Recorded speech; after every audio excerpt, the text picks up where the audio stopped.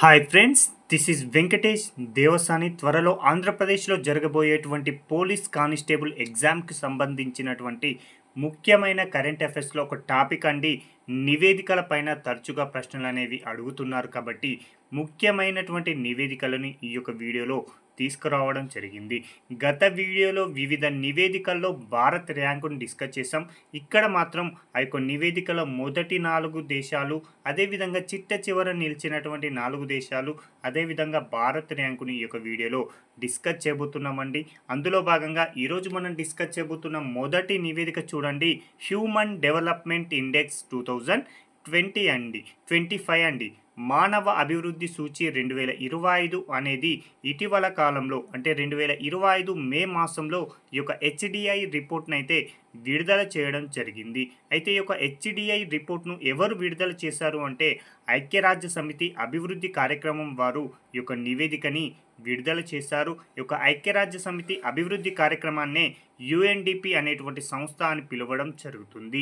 అయితే ఈ యొక్క నివేదికని a matter of choice, people and possibilities in the age of AI శీర్షికతోటి ఈ యొక్క నివేదికనైతే విడుదల చేయడం జరిగింది. ఈ యొక్క నివేదికలో మొత్తంగా పరిగణలోకి తీసుకున్నటువంటి దేశాలు ఎన్ని అంటే 193 దేశాలను పరిగణలోకి తీసుకుని ఈ యొక్క నివేదికనైతే విడుదల చేశారు.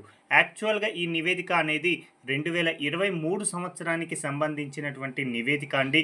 అంటే బేస్ ఇయర్ 2023ని పరిగణలోకి తీసుకొని 2025 మే మాసంలో ఈ యొక్క నివేదికను విడుదల చేయడం జరిగింది. కాబట్టి హెచ్డిఐ రిపోర్ట్లో టాప్ 4లో ఉన్నటువంటి దేశాలు ఏవి అనేది ఎగ్జామ్ పాయింట్ ఆఫ్ వ్యూలో చాలా ఇంపార్టెంట్ అండి. వాటి యొక్క వరుస క్రమాన్ని అమర్చండి సరైన క్రమంలో అని గతంలో చాలాసార్లు ఎగ్జామ్లో అడగడం జరిగింది. కాబట్టి టాప్ 4లో ఉన్నటువంటి దేశాలను కనుక పరిశీలిస్తే అంటే అత్యధికంగా మానవాభివృద్ధి సాధించినటువంటి దేశాలలో మొదటి స్థానంలో ఐస్లాండ్, రెండవ స్థానంలో నార్వే, అదే రెండవ స్థానంలో స్విట్జర్లాండ్ ఉందండి. అంటే 1వ స్థానంలో ఐస్లాండ్, 2వ స్థానంలో 2 దేశాలు ఉన్నాయండి సంయుక్తంగా, ఒకటి నార్వే, మరొకటి స్విట్జర్లాండ్. ఇక 4వ స్థానంలో డెన్మార్క్, 5వ స్థానంలో జర్మనీ దేశాలు ఉండడం జరిగాయి. అయితే వీటి యొక్క హెచ్డిఐ వాల్యూ కనుక పరిశీలిస్తే ఐస్లాండ్ 0.972తో మొదటి స్థానంలో ఉండగా నార్వే మరియు స్విట్జర్లాండ్లు 0.970 తోటి రెండవ స్థానంలో ఉండడం జరిగింది. ఇక 4వ స్థానంలో డెన్మార్క్ 0.962 వాల్యూను కలిగి ఉండగా జర్మనీ 0.959 వాల్యూను కలిగి ఉండడం జరిగింది. అయితే ఈ యొక్క హెచ్డిఐ రిపోర్ట్లో భారత్ ఎన్నవ స్థానంలో ఉంది అంటే మాత్రం 2023 అండి. ప్రస్తుతం విడుదల చేసిన నివేదిక ప్రకారం భారత్ ర్యాంక్ అనేది 130వ స్థానంలో ఉండడం జరిగింది. ఇక 2024లో విడుదల చేసినటువంటి 2022 సంవత్సరానికి సంబంధించి హెచ్డిఐ ర్యాంకింగ్లో భారత్ అనేది 133వ స్థానంలో ఉంది. అంటే గతం కన్నా కూడా ప్రస్తుతం ఈ యొక్క హెచ్డిఐ విలువలో భారత్ ర్యాంక్ అనేది మెరుగుపడింది అని గుర్తుంచుకుంటే సరిపోతుందండి. అదేవిధంగా హెచ్డిఐ వాల్యూ పైన కూడా ఇటీవల టీజీపీఎస్సీ గ్రూప్ 2 ఎగ్జామ్లో ఒక ప్రశ్న రావడం జరిగింది. కాబట్టి హెచ్డిఐ విలువలను అవరోహణ క్రమంలో అమర్చండి అని అడగడం జరిగింది. కాబట్టి ఒక్కసారి హెచ్డిఐ వాల్యూని చూడండి. 2024లో విడుదల చేసిన హెచ్డిఐ రిపోర్ట్ అనేది అప్పుడు 2022లో భారత్ యొక్క హెచ్డిఐ విలువ 0.676 ఉండగా ప్రస్తుతం 0.685గా ఉండడం జరిగింది. కాబట్టి చాలా ఇంపార్టెంట్ నివేదిక అండి. ఇక మరొక నివేదిక వరల్డ్ హ్యాపీనెస్ రిపోర్ట్, ప్రపంచ సంతోష నివేదికను ఇటీవల కాలంలో ప్రపంచ సంతోష దినమైనటువంటి మార్చ్ 20, 2025వ సంవత్సరంలో విడుదల చేయడం జరిగింది.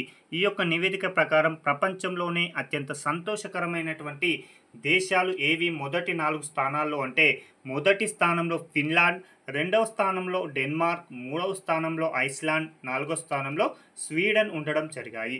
వీటి వరుస క్రమం గుర్తుంచుకోండి. ఏ విధంగా అంటే ఎఫ్డిఐ అండి, ఫారిన్ డైరెక్ట్ ఇన్వెస్ట్మెంట్ ఏ విధంగా ఉంటుందో అలాగే ఎఫ్డిఐ అంటే ఫిన్లాండ్, డెన్మార్క్, ఐస్లాండ్ అని గుర్తుంచుకోండి. అయితే ఈ యొక్క సంతోషకరమైనటువంటి దేశాల జాబితాలో ఫిన్లాండ్ అనేది అగ్రస్థానంలో ఉండడం ఇది వరుసగా 8వసారి అండి. అదేవిధంగా అత్యంత సంతోషం లేని దేశాల జాబితాలో అంటే అత్యంత సంతోషంగా లేని దేశాలు ఏవి అంటే ఈ యొక్క నివేదికలో మొత్తంగా 147 దేశాలను పరిగణలోకి తీసుకుంటే 147వ దేశంగా ఆఫ్ఘనిస్తాన్ ఉండడం జరిగింది. ఈ యొక్క చివరి స్థానంలో ఆఫ్ఘనిస్తాన్ ఉండడం ఇది వరుసగా 4వసారి అండి. అదేవిధంగా 146వ స్థానంలో సియోరోలియన్, 145వ స్థానంలో లెబనాన్, 144వ స్థానంలో మాలవి ఉండడం జరిగింది. కాబట్టి చాలా చాలా ఇంపార్టెంట్ అండి. అయితే ఒక వరల్డ్ హ్యాపీనెస్ రిపోర్ట్లో మన భారత్ ఎన్నవ స్థానంలో ఉంది అంటే 2025వ సంవత్సరంలో 118వ స్థానంలో ఉండగా గతంలో 126వ స్థానంలో ఉంది. అంటే గతం కన్నా పోల్చుకుంటే ప్రస్తుతం ఇక ప్రపంచ సంతోష నివేదికలో భారత్ ర్యాంక్ అనేది మెరుగుపడింది అని గుర్తుంచుకుంటే సరిపోతుందండి. ఇక మరొక నివేదిక ప్రపంచ పత్రికా స్వేచ్ఛా సూచి.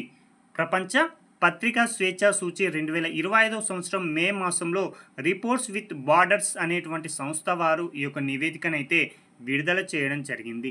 కాబట్టి ప్రపంచ పత్రికా స్వేచ్ఛలో మొదటి 4 స్థానాలు అంటే అత్యధికంగా ప్రపంచంలో పత్రికా స్వేచ్ఛ కలిగి ఉన్నటువంటి దేశాలు కనుక పరిశీలిస్తే మొదటి స్థానంలో నార్వే, 2వ స్థానంలో ఎస్టోనియా, 3వ స్థానంలో నెదర్లాండ్, 4వ స్థానంలో స్వీడన్ దేశాలు అనేవి ఉండడం జరిగింది. ఇక చివరి అంటే పత్రికా స్వేచ్ఛ లేనిటువంటి దేశాల జాబితాలో 180వ స్థానం అండి. అంటే చివరి స్థానం కలిగి ఉన్నటువంటి దేశం వచ్చేసి ఎరిత్రియా, 179వ స్థానంలో ఉత్తర కొరియా, 178వ స్థానంలో చైనా, 177వ స్థానంలో సిరియా దేశాలు ఉండడం జరిగాయి. వీటి యొక్క వరుస క్రమం పైన తప్పనిసరిగా ఎగ్జామ్ పాయింట్ ఆఫ్ వ్యూలో ప్రశ్న అడగడానికి అవకాశం ఉందండి. అయితే ఒక ప్రపంచ పత్రికా స్వేచ్ఛలో మన భారత్ యొక్క ర్యాంకును కనుక పరిశీలిస్తే 2025వ సంవత్సరంలో 151వ స్థానంలో ఉంది. 2024వ సంవత్సరంలో 159వ ర్యాంకులో భారత్ అనేది ఉండడం జరిగింది. గతంతో పోలిస్తే భారతదేశంలో పత్రికలకి స్వేచ్ఛ అనేది పెరిగింది అని గుర్తుంచుకోండి. 2024 కన్నా కూడా 2025లో భారత్ యొక్క ప్రపంచ పత్రికా స్వేచ్ఛలో 8 ర్యాంకులు ఎగబాకింది అని గుర్తుంచుకుంటే సరిపోతుందండి. చాలా చాలా ఇంపార్టెంట్ అండి. ఇప్పటి వరకు డిస్కస్ చేసిన ఈ యొక్క 3 నివేదికల పైన ఏదైనా ఒక నివేదిక పైన ఎగ్జామినర్ తప్పనిసరిగా ప్రశ్న అడగడానికి అవకాశం ఉంది. ఇక మరొక నివేదిక అండి, ప్రపంచ గాలి నాణ్యత నివేదిక వరల్డ్ ఎయిర్ క్వాలిటీ రిపోర్ట్ 2025 అండి. ఈ యొక్క నివేదిక అనేది 2024 సంవత్సరానికి సంబంధించిందని గుర్తుంచుకోండి. ఈ యొక్క నివేదిక ప్రకారం ప్రపంచంలోనే అత్యంత కాలుష్యమైన దేశాలు ఏవి అంటే ఒకటి వచ్చేసి చాద్ అండి, 2వది వచ్చేసి బంగ్లాదేశ్, 3వది వచ్చేసి పాకిస్తాన్, 4వది వచ్చేసి డిఆర్సి కాంగో, 5వది వచ్చేసి భారత్ అండి. ఈ యొక్క 5 పైన ఎగ్జామినర్ వాటి వరుస క్రమం పైన ఎగ్జామ్ పాయింట్ ఆఫ్ వ్యూలో ప్రశ్న అడగడానికి అవకాశం ఉంది. Chad, Bangladesh, Pakistan, Congo, India అండి. కాబట్టి ప్రపంచంలో అత్యంత కాలుష్యమైన దేశాల జాబితాలో భారత్ 5వ స్థానంలో నిలిచిందండి. ఇదే నివేదిక ప్రకారం ప్రపంచంలోనే అత్యంత కాలుష్యమైనటువంటి నగరాలు ఏవి అంటే అందులో మొట్టమొదటి నగరంగా అంటే ప్రపంచంలోనే అత్యంత కాలుష్యమైన నగరంగా మన భారతదేశానికి సంబంధించినటువంటి ఒక నగరం అనేది చోటు దక్కించుకోవడం చాలా వరకు బాధాకరమైనటువంటి విషయం అండి. కాబట్టి ప్రపంచంలో అత్యంత కాలుష్యమైన నగరంగా మొదటి స్థానంలో మేఘాలయ రాష్ట్రానికి సంబంధించినటువంటి బైర్నిహాట్, 2వ స్థానంలో ఢిల్లీ, 3వ స్థానంలో కజకిస్తాన్ దేశానికి సంబంధించిన కరగండ, 4వ స్థానంలో భారతదేశానికి సంబంధించిన ముల్లన్పూర్, 5వ స్థానంలో పాకిస్తాన్కి చెందినటువంటి లాహోర్లో ఉండడం జరిగింది. కాబట్టి వీటిపైన ఎగ్జామ్ పాయింట్ ఆఫ్ వ్యూలో తప్పనిసరిగా ప్రశ్న అడుగుతారు. కాబట్టి గుర్తుంచుకోండి ఆరోహణ క్రమంలో, అదేవిధంగా అవరోహణ క్రమంలో. ఇక మరొక అంశం అండి, రెమిటెన్స్ అండి. విదేశాలలో అంటే ప్రస్తుతం భారతదేశానికి సంబంధించిన వారు విదేశాలలో సంపాదిస్తూ ఆ యొక్క సంపాదించిన మొత్తాన్ని తిరిగి స్వస్థలాలకు పంపించడం జరుగుతుంది. అలా పంపించినటువంటి వాటిని రెమిటెన్స్ అంటారండి. అలా అత్యధికంగా రెమిటెన్స్ను పొందుతున్నటువంటి దేశాల జాబితాలో మన భారత్ అనేది మొదటి స్థానంలో ఉండగా 2వ స్థానంలో మెక్సికో ఉంది, 3వ స్థానంలో చైనా ఉండగా 4వ స్థానంలో ఫిలిప్పీన్స్ ఉందండి. ఇక్కడ ఎగ్జామ్ పాయింట్ ఆఫ్ వ్యూలో ప్రశ్న ఈ యొక్క వరుస క్రమం పైన అడగవచ్చు, లేదా ప్రపంచంలోనే అత్యధికంగా రెమిటెన్స్ పొందుతున్నటువంటి దేశాల జాబితాలో అగ్రస్థానంలో ఉన్నటువంటి దేశాన్ని గుర్తించండి అంటే భారత్ అని గుర్తుంచుకోండి. ఇక మరొక అంశం అండి, గ్లోబల్ వెల్త్ రిపోర్ట్ 2025 అండి. 2025వ సంవత్సరం మార్చి మాసంలో ఈ యొక్క గ్లోబల్ వెల్త్ రిపోర్ట్ని విడుదల చేయడం జరిగింది. ఎందుకోసం ఈ యొక్క రిపోర్ట్ను విడుదల చేశారు అంటే, ఈ యొక్క రిపోర్ట్ యొక్క ముఖ్య ఉద్దేశం ఏంటి అంటే, బిలియనియర్ల సంఖ్య ఆధారంగా దేశాలకు ఈ యొక్క ర్యాంకుని ఇవ్వడం జరిగిందండి. దీని ప్రకారం ప్రపంచంలోనే అత్యధికంగా బిలియనియర్లు కలిగి ఉన్నటువంటి దేశాల జాబితాలో అమెరికా మొదటి స్థానంలో, చైనా 2వ స్థానంలో, జపాన్ 3వ స్థానంలో, భారత్ 4వ స్థానంలో ఉండడం జరిగింది. కాబట్టి ఈ యొక్క అంశాన్ని కూడా గుర్తుంచుకోండి, చాలా చాలా ఇంపార్టెంట్. ఇక మరొక నివేదిక అండి, trades in international arms transfers యొక్క రిపోర్ట్ గురించి డిస్కస్ చేద్దామండి. ఈ యొక్క నివేదిక ప్రకారం ప్రపంచంలో ఆయుధాలను అత్యధికంగా ఎగుమతి చేస్తున్న దేశాలేవి, దిగుమతి చేస్తున్న దేశాలేవి అనేది ఈ యొక్క వీడియోలో తెలుసుకుందాం. ఈ యొక్క నివేదికని 2025 మార్చి మాసంలో విడుదల చేయడం జరిగింది. ఈ యొక్క నివేదిక ప్రకారం ప్రపంచంలోనే అత్యధికంగా ఆయుధాలను దిగుమతి చేసుకుంటున్నటువంటి దేశాల జాబితాలో ఉక్రెయిన్ అనేటువంటి దేశం మొదటి స్థానంలో ఉండడం జరిగింది. 2వ స్థానంలో భారత్ ఉంది, 3వ స్థానంలో ఖతార్ ఉండగా, 4వ స్థానంలో సౌదీ అరేబియా దేశాలు ఉండడం జరిగింది.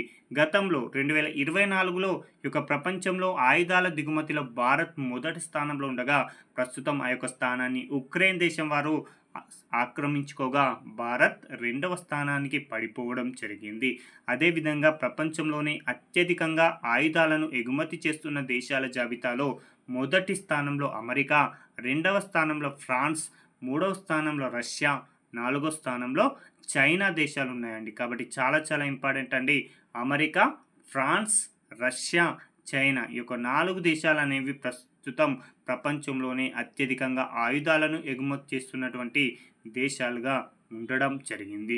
ఇక చివరి అంశం అండి, ఈరోజు డిస్కస్ చేయబోతున్న చివరి నివేదిక లేదా చివరి రిపోర్ట్ ఏంటి ర్యాంకింగ్ అంటే, గ్లోబల్ ఫైర్ పవర్ ర్యాంకింగ్స్ అండి. గ్లోబల్ ఫైర్ పవర్స్ ర్యాంకింగ్స్ అండి. అంటే ఇది దేనికి సంబంధించిందంటే, ప్రస్తుతం అందుబాటులో ఉన్నటువంటి మందుగుండు అంటే ఫైర్ పవర్ ఆధారంగా చేసుకొని భారతదేశం ఈ యొక్క ఫైర్ పవర్ ర్యాంకింగ్స్ను ఆధారంగా చేసుకొని ఈ యొక్క నివేదిక ర్యాంకింగ్స్ అయితే కేటాయించారండి.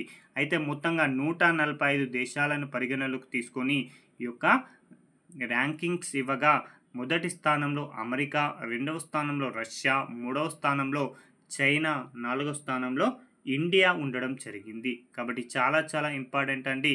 గ్లోబల్ ఫైర్ పవర్ ర్యాంకింగ్స్లో భారత్ ఎన్నవ స్థానంలో ఉందంటాడు, 4వ స్థానం అని గుర్తుంచుకోండి.